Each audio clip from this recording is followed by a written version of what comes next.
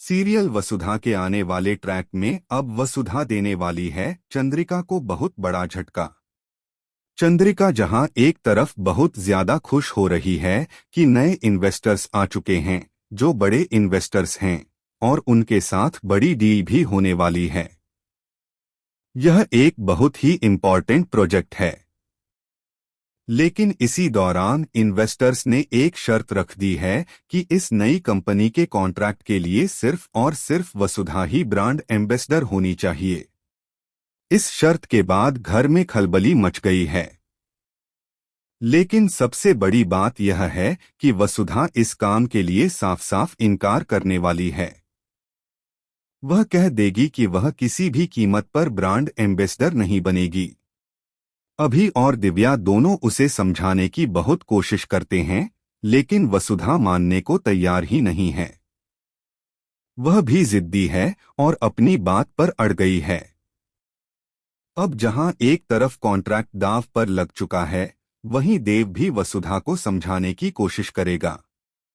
चंद्रिका भी उससे बात करने की कोशिश करेगी, लेकिन वसुधा के दिमाग में क्या चल रहा है, यह तो वही जानती है।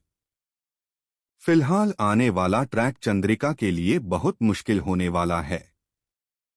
लेकिन इसी ट्रैक में वसुधा फिर से एक बार कंपनी के लिए, अपने परिवार के लिए और अपनी देवी हुकुम के लिए झुकती हुई नजर आएगी और इस कॉन्ट्रैक्ट के लिए हाँ कर देगी। वह ब्रांड एम्बेसडर भी बन जाएगी।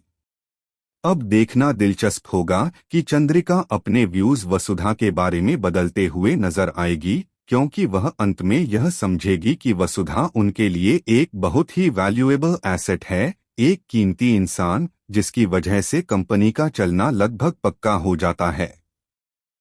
जहां वसुधा के कदम पड़ते हैं वहां बहारें आ जाती हैं, और जहां से वसुधा चली जाती है वहां तबाही ही तबाही होती है। इसीलिए आने वाले ट्रैक में चंद्रिका वसुधा को लेकर अपना रवैया बदलती हुई दिखाई देगी। अब वह उसे एक्सेप्ट करेगी या नहीं, यह तो आने वाला ट्रैक ही बताएगा। लेकिन आपको क्या लगता है, क्या चंद्रिका अब वसुधा को एक्सेप्ट करने वाली है? अपनी राय कमेंट में जरूर बताइए। और फिलहाल जुड़े रहिए हमारे साथ और देखते रहिए सीरियल वसुधा।